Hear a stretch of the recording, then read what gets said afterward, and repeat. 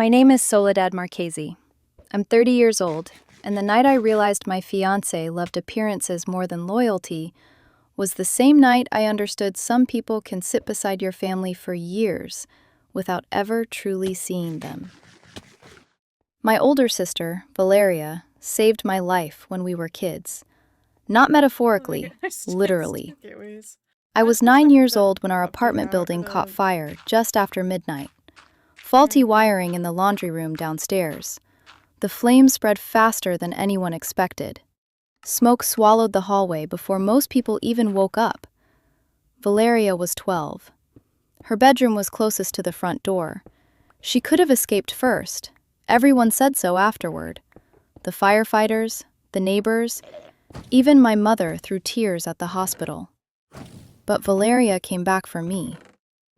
I still remember waking up to coughing and heat pressing against my face. I remember hearing her scream my name through the smoke. Then suddenly she was there, wrapping a blanket around my body, dragging me through a hallway that looked like hell itself. Part of the ceiling collapsed behind us. Another piece hit her shoulder while she shielded me with her body. She kept moving anyway. She got me outside before she collapsed on the sidewalk. I survived with minor burns and smoke inhalation. Valeria spent weeks in the burn unit. Skin grafts, surgeries, years of recovery. The scars cover part of her back, shoulder, and left arm even now. She never hides them, never apologizes for them. To me, they are the most beautiful thing I've ever seen, because they mean my sister chose my life over her own safety. That matters because of what my fiancé said 21 years later. Damien and I had been together for 3 years, engaged for 8 months, wedding 6 weeks away, venue booked, photographer paid, flowers ordered, dress fitted, everything done. Valeria was my maid of honor. There was never another possibility. When I asked her, she cried so hard she ruined her mascara on my kitchen counter. "You sure you don't want someone prettier?" she joked.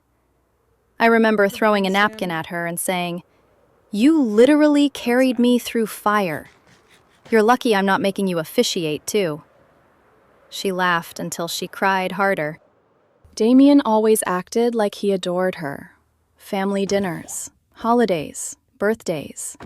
He hugged her, asked about work, bought her beer during football games. Never once hinted he felt differently. That's what makes betrayal so dangerous sometimes. It doesn't arrive screaming. It waits quietly until it thinks you're trapped enough not to leave. 3 weeks before the wedding, we had our final meeting with the photographer. Nice guy, very polished. He walked us through poses, family lineups, reception shots.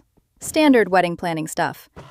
Then he mentioned the maid of honor and best man would appear in most of the important photos. Again, normal. I didn't think twice about it. But Damien went strangely quiet afterward. At dinner that night, he barely touched his food. Finally, he sighed and said, "Can I bring something up without you getting upset?" The moment someone says that, you already know they're about to say something upsetting. I laughed a little and asked, "Should I prepare myself?" He rubbed the back of his neck. "I've been thinking about the wedding photos." "Okay. I think maybe Valeria shouldn't be maid of honor." I genuinely thought he was joking. I stared at him, waiting for the punchline. It never came. "What?" "I'm serious." The restaurant suddenly felt colder. Why would she not be maid of honor? He lowered his voice like he was discussing something reasonable. "She draws attention." I blinked at him slowly. "She's 6 feet tall, confident, striking looking. And then the scars." My stomach dropped so fast it actually made me nauseous. "What about the scars?" He sighed impatiently. "People notice them, Sol. You know they do." I kept staring at him because my brain was trying to catch up to what I was hearing. She's going to be in almost every major wedding photo, and honestly, he hesitated just long enough to make it worse. She's kind of hotter than both of us in a dramatic way. People are going to focus on her. I felt my heartbeat in my throat. She got those scars saving my life. I know, and that's heroic, but weddings are visual. They're aesthetic experiences. Aesthetic experiences. To this day, I think that was the exact second something inside me shut off emotionally. He kept talking, because apparently digging his own grave wasn't enough.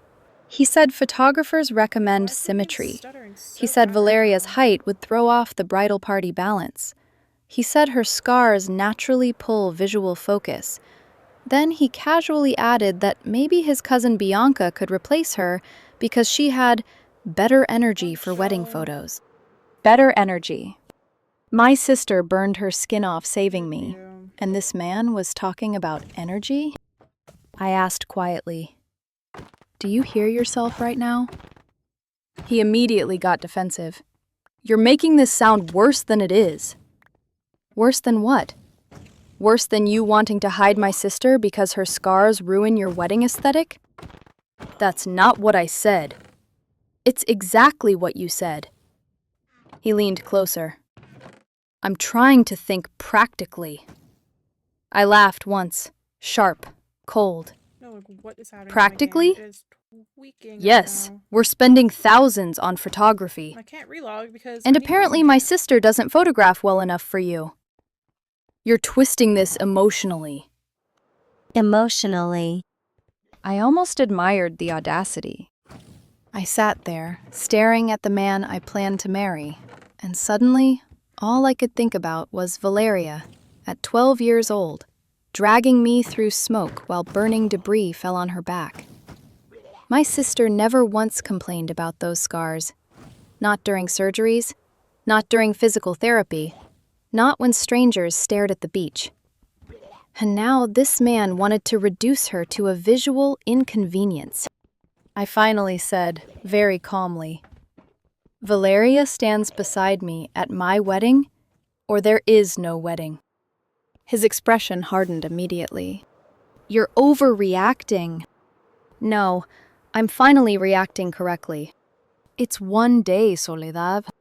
She carries those scars every day. He rolled his eyes slightly, which honestly hurt more than yelling would have. You always make everything about the fire. That sentence hit me harder than the rest, because suddenly I understood something awful. He never really respected what Valeria did. Maybe he admired the story. Maybe he liked how emotional it sounded, but he never respected the reality of it. Not truly. I pushed my plate away untouched. I can't even look at you right now. Because I'm trying to have an honest conversation? Because you looked at my sister's scars and saw a photography problem.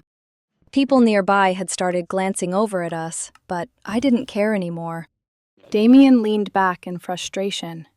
You're really willing to damage our relationship over this? I looked him directly in the eyes. No, you already did that. We drove home in complete silence. Not the normal kind either. Not irritated silence or exhausted silence. This felt heavy, sharp.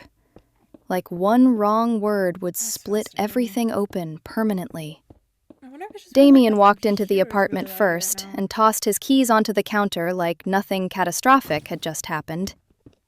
I stood near the doorway staring at him, waiting for some sign of regret, an apology, shame, anything.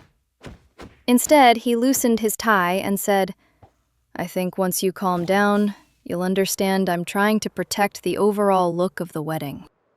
Protect the look. I actually laughed under my breath because the alternative was screaming. You know what's crazy? I said quietly. If someone had spoken about your sister that way, I would have defended her without hesitation. That's different. No, it's really not. He sighed dramatically, like I was exhausting him. You're turning one comment into a moral crisis. One comment tells you a lot about a person. He muttered something under his breath and disappeared into the bedroom. I slept on the couch that night, not because he asked me to, but because every time I pictured lying beside him, all I could hear was his voice saying, "The scars pull visual focus." Around 3 in the morning, I sat in the dark living room, realizing I no longer felt safe marrying him. Not physically, emotionally. There's a moment in some relationships where love suddenly stops feeling soft and starts feeling conditional. I realized Damien loved people as long as they fit neatly into the image he wanted displayed to the world. The next morning, he acted disturbingly normal. Made coffee, checked emails, asked if I wanted breakfast. I stared at him across the kitchen island and said, "Tell me you were wrong about Valeria." He paused for half a second too long. I think we both said things emotionally. No, don't do that. Don't spread your behavior across both of us. Tell me specifically that you were wrong. He rubbed his forehead. I think maybe there's a compromise. I felt something cold settle into my chest. Compromise? She could still attend, obviously, just not as maid of honor. There it was again. That obsession with minimizing her, demoting her, hiding her. I looked at him carefully and realized this wasn't a bad moment. This wasn't stress.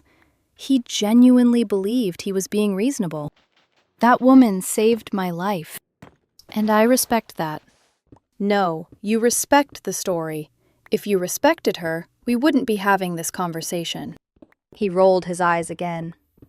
You keep weaponizing the fire like it's some trump card. It is a trump card. The silence after that felt nuclear. Finally, he snapped, "Fine, keep being stubborn. But don't blame me when your wedding photos become all about your sister." My wedding photos. Not ours anymore. That tiny detail mattered more than he realized. I nodded slowly, picked up my purse, and left for work. Except I didn't go straight to work. I sat in my car shaking for almost 20 minutes before I finally called the wedding venue. By 5 o'clock that evening, the wedding was canceled. Venue deposit lost. $3,500 gone. Caterer partially refunded us. Photographer refunded part of the deposit because he felt bad after hearing why. Florist kept everything. DJ returned some money. Total loss, a little over $6,000. Real money. Painful money. The kind that makes your stomach hurt when you check your banking app. But every single time panic started creeping in, I pictured 12-year-old Valeria carrying me through smoke while her own skin burned beneath collapsing wood. And suddenly, the math became simple. I came home just after 6. Damien was sitting on the couch watching television, like nothing had happened.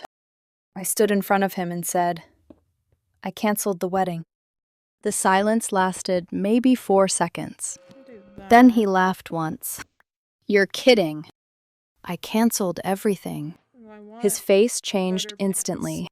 "What do you mean, everything?" Venue, caterer, photographer, flowers, DJ, everything. He stood up so fast the coffee table rattled. "You had no right to do that without discussing it with me.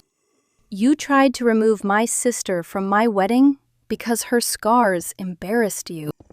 That's not what happened." It's exactly what happened. Then came 2 straight hours of screaming. Not arguing. Screaming. He called me dramatic, irrational, oversensitive. Said I was throwing away our future over one misunderstood conversation. Said I cared more about my sister than my fiancé.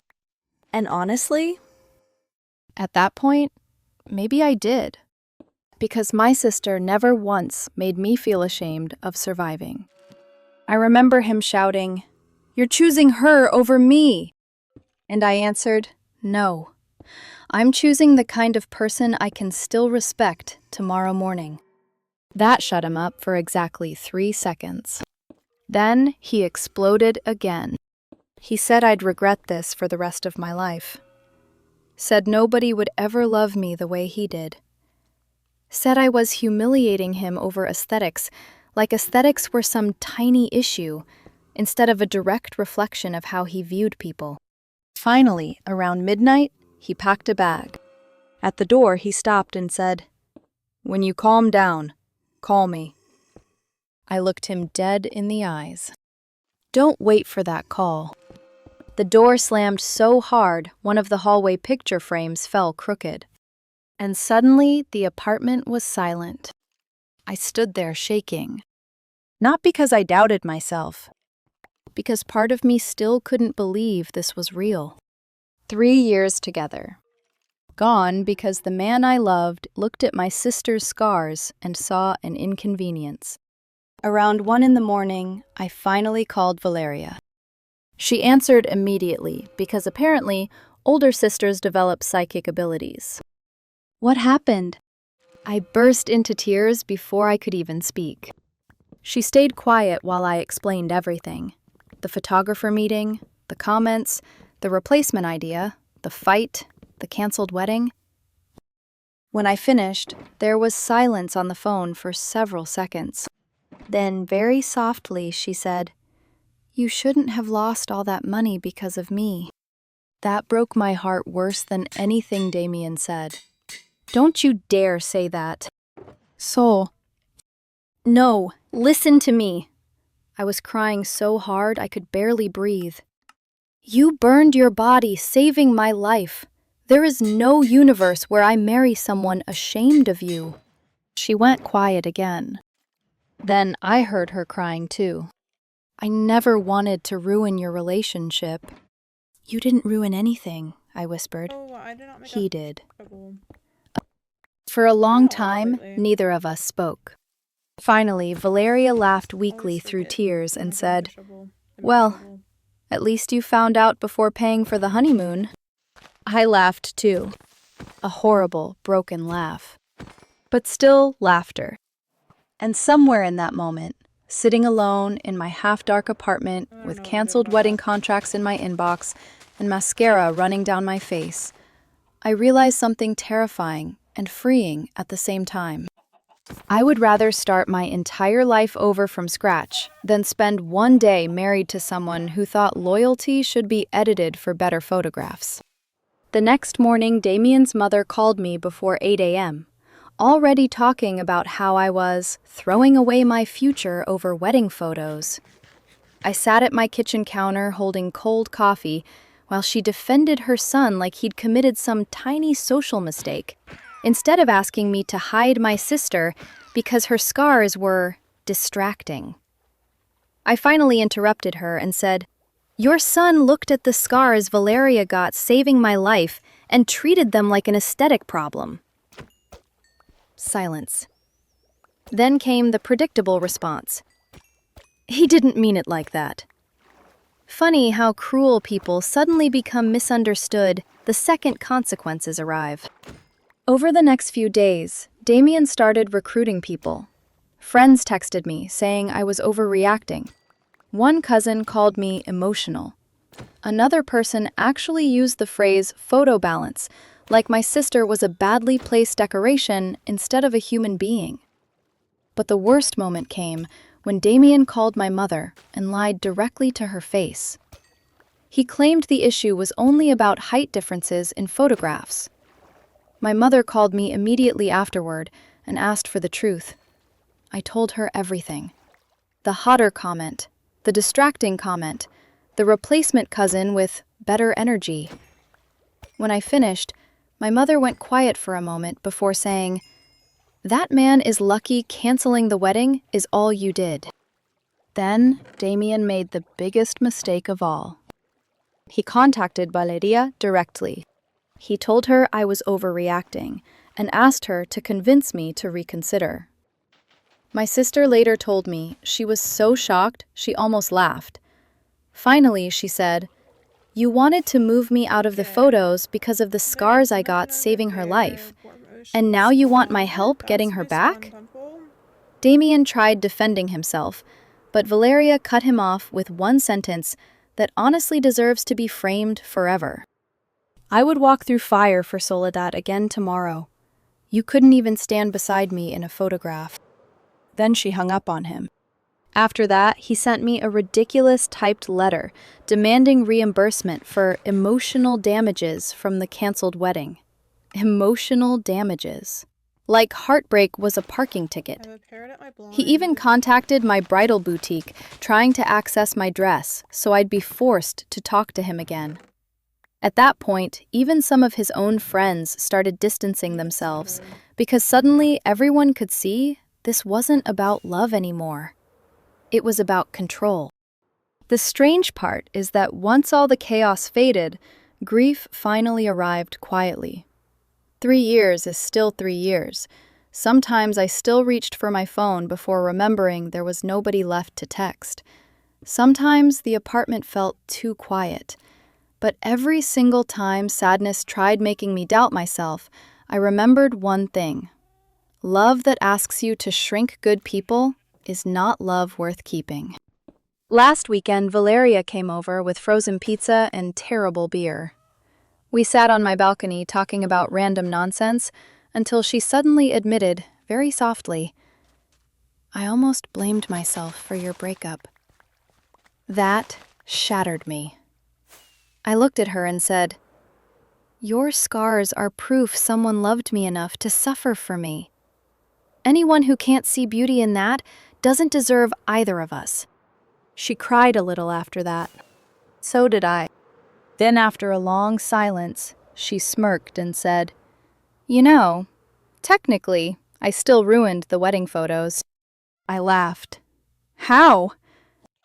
"By saving you from marrying an idiot." And honestly, that was the first moment in weeks that peace finally felt possible.